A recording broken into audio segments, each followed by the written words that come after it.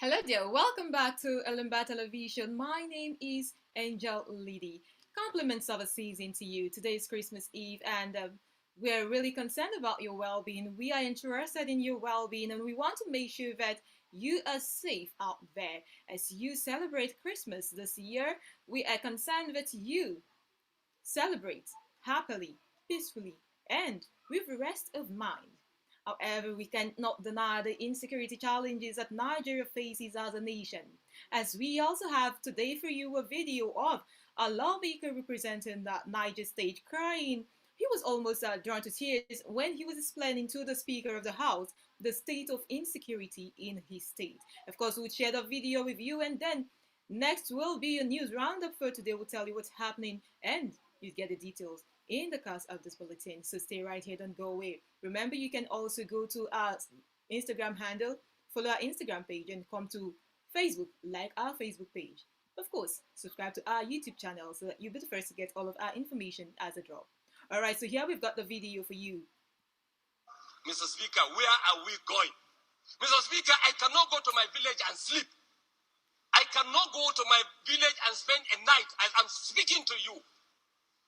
For the last 1 year, wallahi, I can't go to my village and sleep. I feel very insecure. And this is where I find myself. Mr. Speaker, it is terrible. It is terrible. We have to do something about it. Thank you, Mr. Speaker.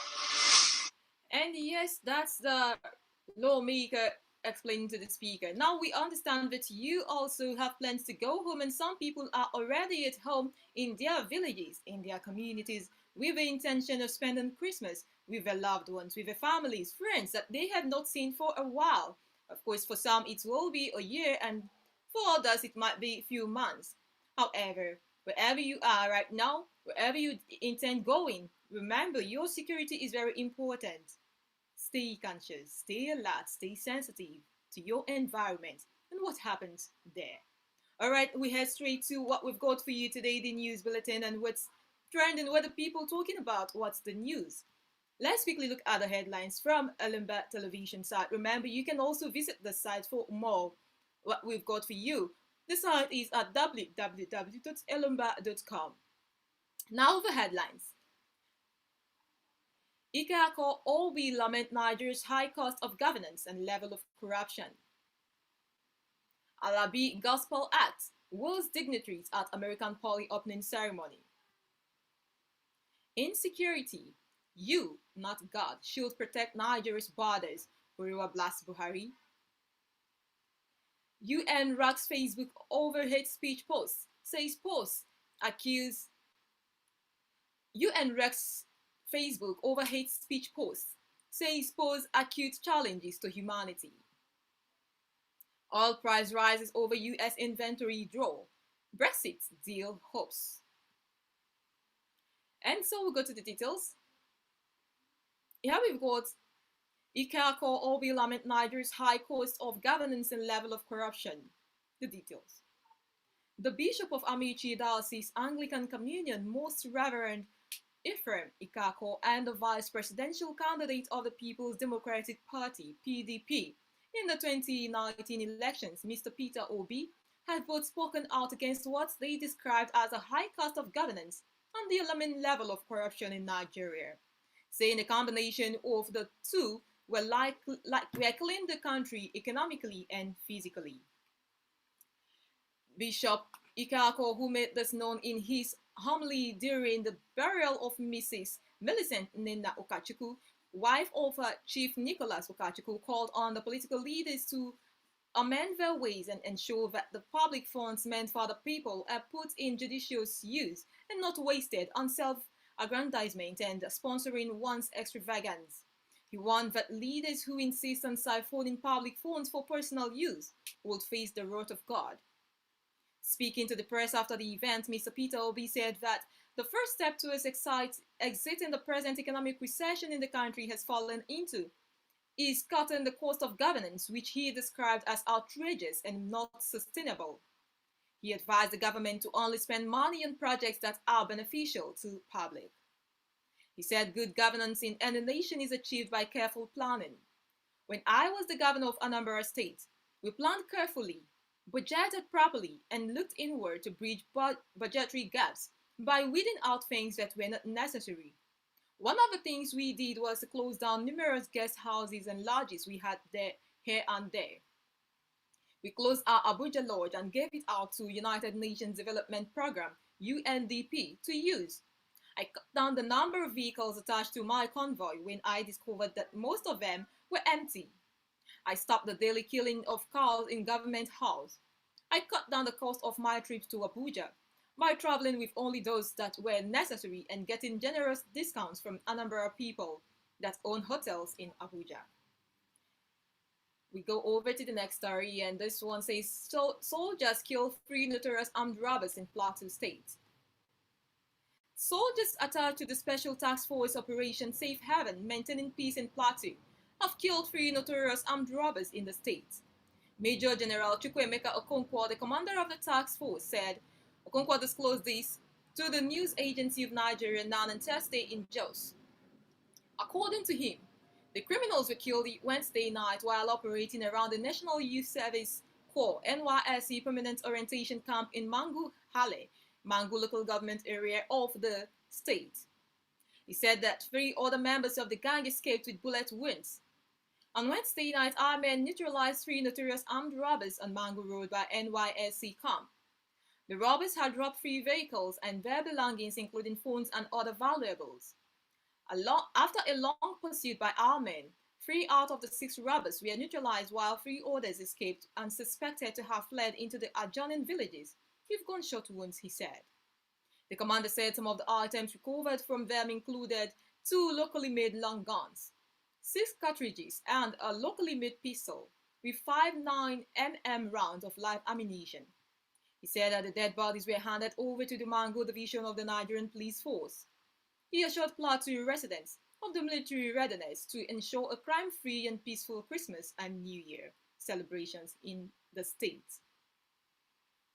16 corps members never abducted, 1 killed by robbers, NYSC.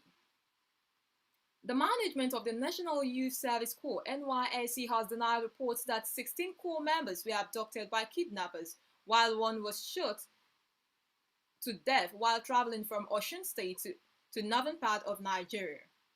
In a statement issued Wednesday, the NYSC management stated categorically that 16 corps members were never abducted. NYSC, however, confirmed that one of them, Bomoy Suleiman Yusuf, was killed by robbers along Jere-Abuja Expressway when they were accosted by a gang of armed robbers who fired sporadic gunshots. The statement signed by the management was captioned, "Bandits abduct corps members, shot 1 to death," along Abuja-Lokoja Road. It says the attention of NYSC management was drawn to the news with the above caption making the rounds concerning the death and alleged abduction of some corps members traveling from Osun State by kidnappers. It, however, noted that the true position is that in reality 17 corps members completed the 2020 Batch B Stream 1B orientation program at the NYSC Permanent Orientation Camp Ede, Osun State on Tuesday, 22nd December 2020. They boarded vehicles heading towards the northern part of the country, but tragically, along Jere-Abuja Expressway, they were accosted by a gang of armed robbers who sporadically shot guns. Their gunshots unfortunately felled corps members Bomoy Suleiman Yusuf. Continuing, the statement reads, "It is imperative to state that the 16 other corps members were never abducted. The death of any corps member is a big loss, not just to his family, but to the scheme and the entire nation at large. Sadly, it is always the darkest moment in the life of the scheme. Management wishes to convey its deepest condolences to the family of late corps member Yusuf and prays God to grant them the fortitude to bear the painful loss. May the soul of Bomoy Suleiman Yusuf rest in peace." Badamosi. Osun Solar Mogul constructs road in Nsukka where he was born and bred. The details. Mr. Jimor Ralph Badamosi, the founder and chief executive officer of JRB Solar Investments Limited, originally from Osun State, is constructing a road in Nsukka community where he was born and brought up. Mr. Badamosi is currently constructing the road for the good people of Ibagwa Aka in Igwe is a South local government area of Enugu State where he was raised.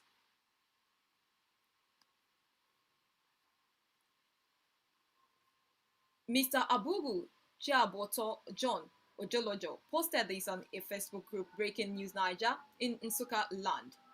Mr. Abubu wrote, "This man, hashtag JRB, who is from Osun State, is currently constructing road for the good people of Ibagwa, Aka in Igbo Eze South, where he was born and brought up. Stop waiting for the government to get everything done for you. Some leaders in the community cannot bring the subjects together, let alone motivating them to use shovels, hoes, and cutlass to work on the community roads as we used to do in the olden days. More of this kind of collaborative effort needed in our land, and I am confident that it will start happening in the nearest future, just like it's done in a number of states. God is still saying something in me. He blessed JRB, Chimeze Jude, or Jude, Nkem Dubem. And now we'll move over to the next story that we've got for you. Dismiss Nagda DG. Hariwa accuses ICPC of cover-up petitions AGF. A prominent civil rights advocacy group, Human Rights Association of Nigeria, Hariwa, has petitioned the Federal Attorney General and Minister of Justice Abubakar Malami San to investigate the allegations that an unnamed top official of the Independent Corrupt Practices and Other Related Offences Commission, ICPC, secured employment slots at the embattled National Biotechnology Department under the then Acting Director General, Professor Alex Akpa, so as to grant soft landing to the now dismissed head of the agency over alleged haze of 400 million naira. The rights group said the secrecy surrounding the release from detention of the said sacked acting DG of NABDA, Professor Alex Akpa, by the ICPC for over a month, and the non-disclosure of the status of that matter, which apparently has not been charged to court, fuels the allegations obtained from an intelligence source embedded within the management of the National Biotechnology Development Agency, NABDA, that a lot of hurriedly packaged employment slots were allotted allegedly by the then acting DG when he acted for 2 years in anticipation that should there be need to be called to answer charges of financial impropriety, that the big masquerade with a lot of influence within the ICPC could grant him soft landing. Horiwa has asked the nation's chief law officer to use his powers to investigate whether there is any credibility or believability in the intelligence provided to us by some very top directorate officials at the National Biotechnology Development Agency. We have confronted the disgraced Israel acting DG of NABDA, Professor Alex Akpa, with this intelligence, but he flatly denied it as an act of falsehood against him by his enemies hunting him out of office. However, Huriwa thinks the AGF/Minister of Justice should find out why the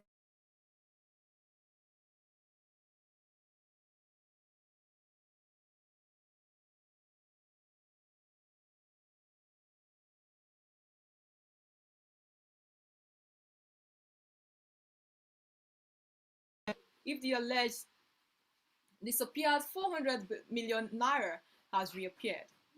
In a statement by the National Coordinator, Comrade Emmanuel Onwubiko, the National Media Affairs Director, Ms. Zainab Yusuf, the rights group said the Minister of Science and Technology, Dr. Ogbonnaya Onu, has also been petitioned to address the public on the allegations against his nominee, who couldn't secure the substantive appointment as DG of NABDA.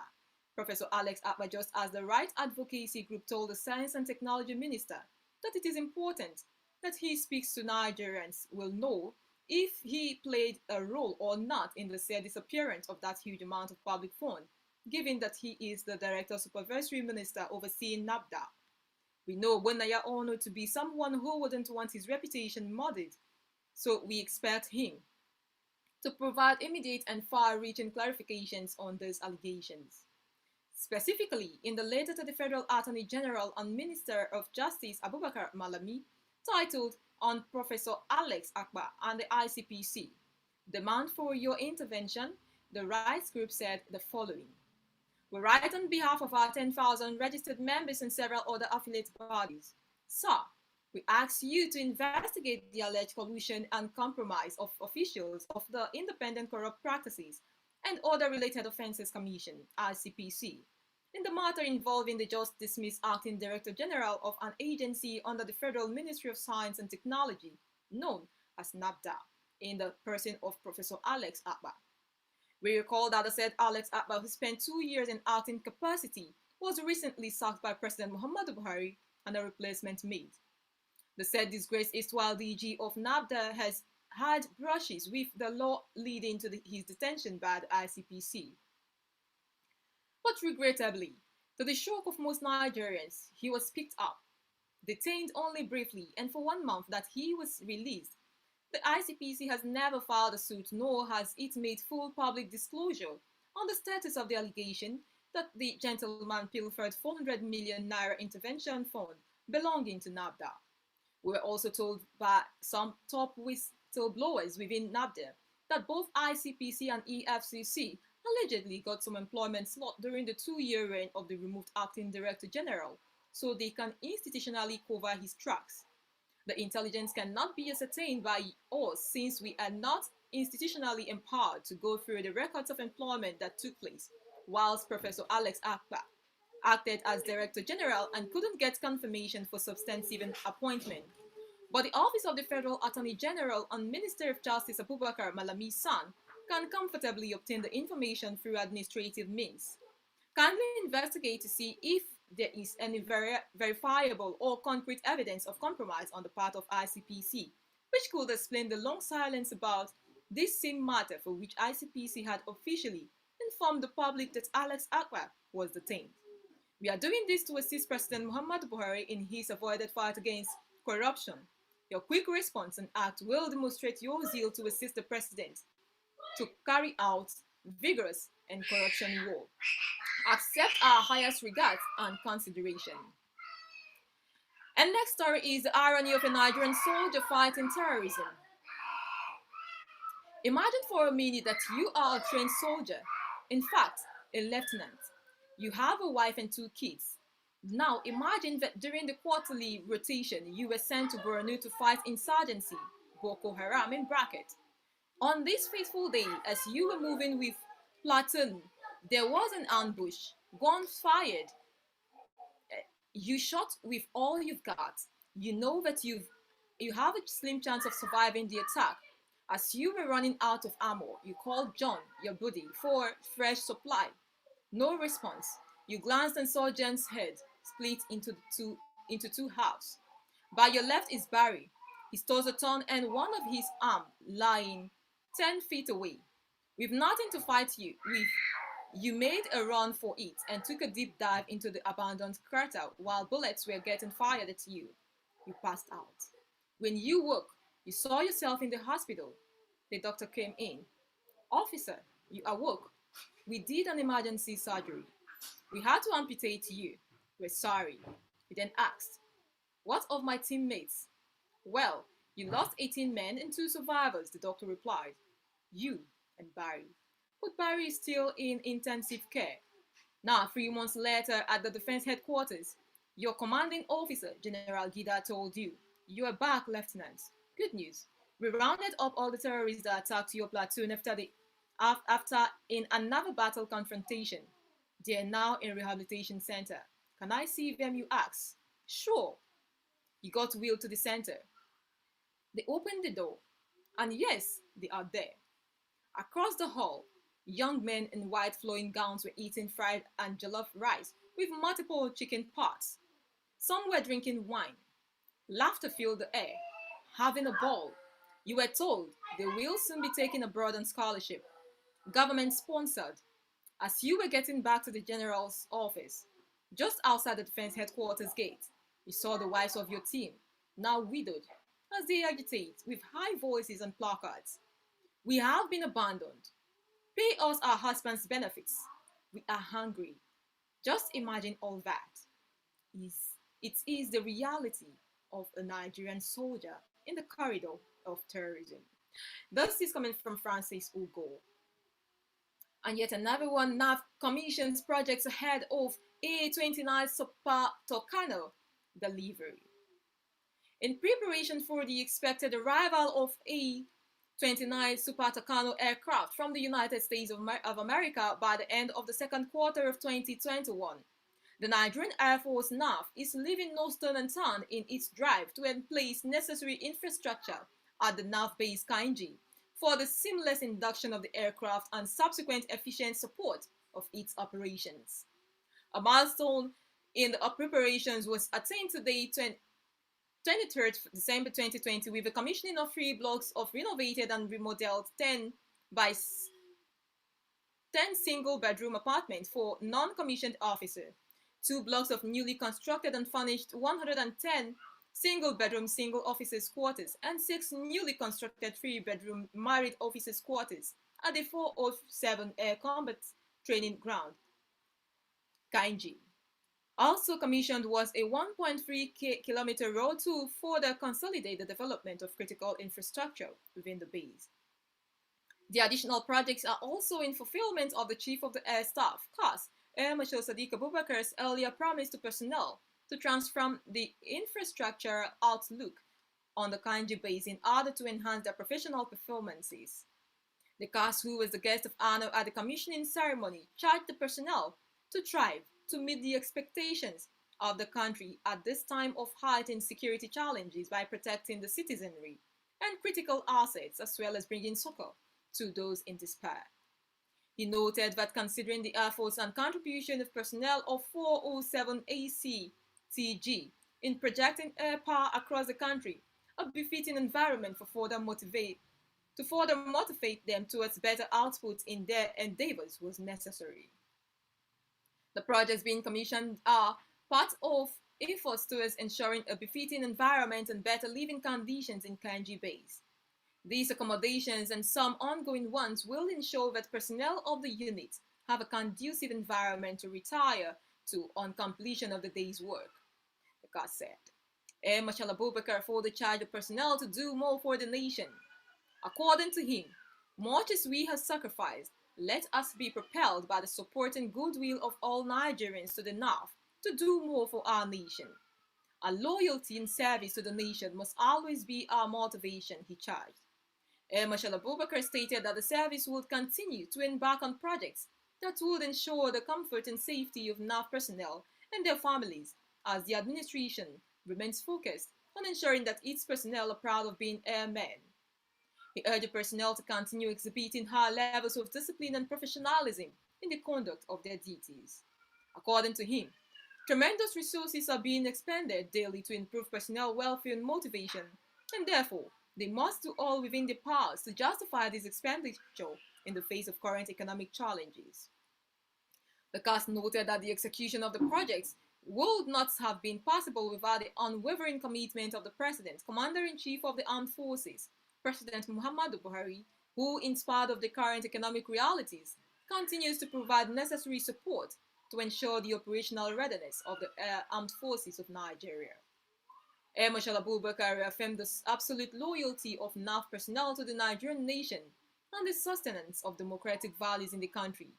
He also expressed his sincere appreciation to the host community for its support and the peaceful coexistence with the NAF. Earlier in his welcome address, the Commander 407 ACTG, Squadron Leader Gambo Meidawa, expressed profound appreciation to the CAS for according high priority to the provision of adequate infrastructure for enhanced professional performance. He said the conducive residential accommodation for the personnel would translate to increased work drive and heightened morale for the attainment of the NAF's mission. The commander therefore pledged the commitment of personnel of the unit who would continue to offer dedicated service while working passionately towards the effective and efficient accomplishment of assigned tasks. Also present at the event were the Air Officer Command and Air Training Command, AOC, ATC, Air Vice Marshal Musa Mokhtar, as well as branch chiefs and directors from headquarters NAF. Others that graced the occasion were the Emir of Borgu Kingdom, His Royal Highness Barrister Muhammad Haliru Dantoro Kitoro the fourth, as well as the representative of the Chairman Borgu local government area, Air Vice Marshal Ibikunle Daramola, the Director of Public Relations and Information, Nigerian Air Force. And still on our news roundup today, we have smear campaign alert against President Buhari. The general public is hereby alerted to a smear campaign in the works against Mr. President and his office by disgruntled political elements in the country, who have been shopping for plans online media that will serve as accomplices in their nefarious act. The game plan is to launch orchestrated campaign of calumny in the days ahead, in which President Muhammadu Buhari will be portrayed as not being in charge of the country, a narrative already started from a procured offshore medium by the instigators. Money and other attractive inducements are being dangled before the online media, and some of them are already complicit, cooking up stories with judging and unsubstantiated allegations, all to sow seeds of discord and discontent in the country. Nigerians are urged to be wary and discerning in what they consume as news and special reports from such online media, as they are in cahoots with agents of destabilization seeking ultimate political gains. President Buhari remains focused and single-minded in his determination to save the country to the best of his ability, bringing change to the different facets of our national life. This is already evident in infrastructure as seen in the roads, rail, bridges, airports, and many other strides around the country. Agriculture is another worthy testimony. The fight against corruption, insecurity, and retooling of the economy has proceeded apace, and the Buhari administration will not be distracted and will continue to serve with heart and mind, irrespective of all shenanigans. UN racks Facebook over hate speech posts, says pose acute challenges to humanity. An independent UN human rights expert on Wednesday called on Facebook's oversight board to give greater consideration to the rights of ethnic, religious, and linguistic minorities before making decisions over controversial content, particularly involving hate speech. Minorities are those likely targets of online hate speech, and we know that online hate speech against minorities often leads to severe real-world harm and may even lead to ethnic cleansing and genocide, said Fernand de Vares, UN Special Rapporteur on Minority Issues, welcoming the recent news that Facebook's oversight board has accepted its first 6 cases, appealing against the decision to remove content. Hate speech online is one of today's most acute challenges to human dignity and life, he added. A UN statement said Facebook CEO Mark Zuckerberg compared the oversight board to give social media platforms on Supreme Court as an independent body that reviews Facebook moderation decisions. Facebook community standards should be brought into line with the understanding of hate speech in the recent UN strategy and plan of action on hate speech, according to Mr. De Vares, who viewed the platform's omission to protect linguistic minorities as troubling and contrary to international human rights law. The statement said the board attention to Article 27 of the International Covenant on Civil and Political Rights and the UN General Assembly's 1992 Declaration of the Rights belonging to national or ethnic, religious, and linguistic minority, as well as others' legal ruling on the rights of minorities.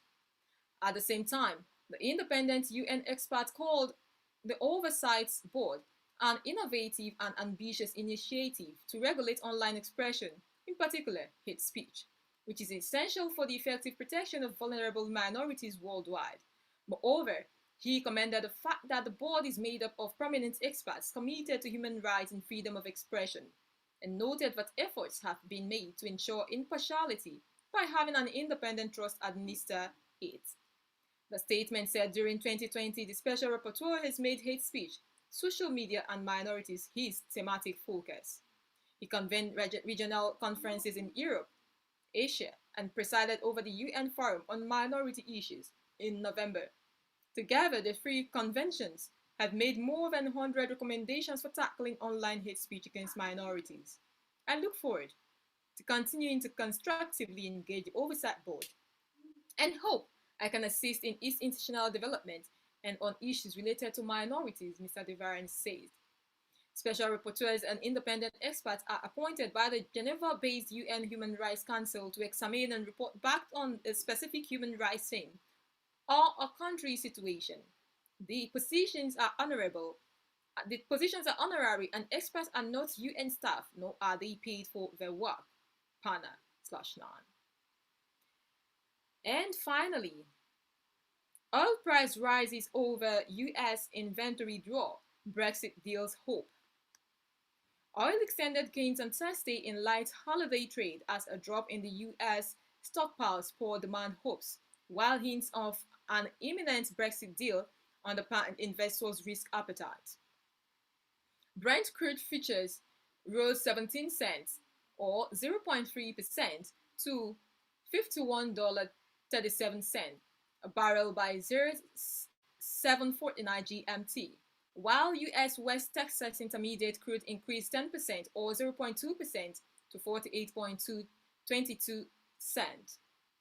Both contracts gained more than 2% on Wednesday.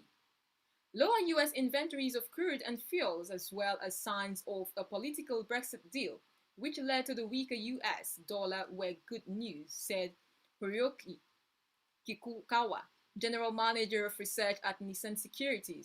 But lingering worries over a new variant of the novel coronavirus kept gains, he said, adding that oil markets were quiet with investors in holiday mood. The US crude inventories fell by 562,000 barrels in the week to December 18th to 499.5 million barrels, the Energy Information Administration said on Wednesday. Gasoline stocks fell by a surprise 1.1 million barrels to 237.8 million barrels. And the EIA said, while distillate stockpiles fell by a more than expected 2.3 million barrels to 148.9 million barrels. Oil price also drew support from news that Britain and the European Union were on the cusp of striking a narrow trade deal on Thursday, swerving away from a chaotic final to Brexit split. The potential deal boosted sterling, which was up to 0.2% against the dollar after closing up 0.9%. A softer dollar makes commodities price and the green pack more affordable for holders of other currencies. Risk appetite among investors improved also because of a rebound in global equities, which underlined that fears over a new variant of the coronavirus has receded a little, said Satoru Yoshida, a commodity analyst with Rakuten Securities. At least four drug makers expect their COVID-19 vaccine will be effective against the new fast-spreading variant of the virus that is raging in Britain and are performing tests that should provide confirmation in a few weeks. Still, some investors remain jittery about the recovery of oil demand as Americans were warned against not to travel for Christmas as the latest surge in cases overwhelmed hospitals. On the supply side, the US energy firms this week added oil and natural gas rigs for a fifth week in a row. The oil and gas rig count, an early indicator of future output, rose 2 to 348 in the week to December 23rd. Energy services firm Baker Hughes company said in Reuters /none.